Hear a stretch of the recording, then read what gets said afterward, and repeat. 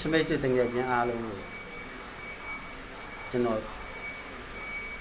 အောင်ကိုတစ်နှစ်ကိုကြီးရနေပြီးတော့မင်္ဂလာပါနှုတ်ဆက်လိုက်ပါတယ်เนาะကျွန်တော်ရဲ့ချမိတ်ဆွေတွေကျွန်တော် live ဝင်တဲ့အခါကြာလို့ရှိရင်ဟိုမေးဒီမေးဟိုပြောဒီပြောဆရာဝင်လောက်တာတွေပေးတဲ့နီလန်းကိုလည်းမယူတဏီပြလည်းမကြည့်အမျိုးကျွန်တော်မှုရတာဘုကျွန်တော်9ရက်နေ့အတွက်ကိုညတော့9 website ကျွန်တော်ပြသွားတယ်เนาะအထီးကြီး3လုံး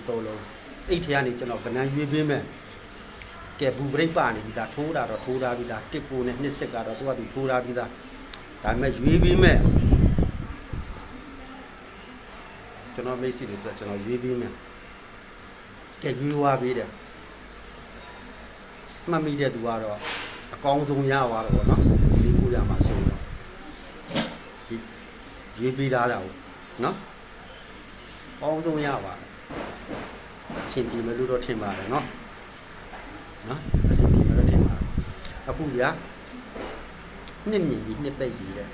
ကျွန်တော်မိတ်ဆွေတွေဘာလုပ်မလဲဆိုတော့ကျွန်တော်စောင့်ကြည့်မယ်ပို့တင်ထားပြီတယ်နော်အဲ့ဒီညီကိုကျွန်တော်တင်ထားပြီတယ်ပြန်ကြည့်ပါလို့နော်နှစ်ကဒီညနေမှာထိတ်စီထပ်မြင်တယ်နော်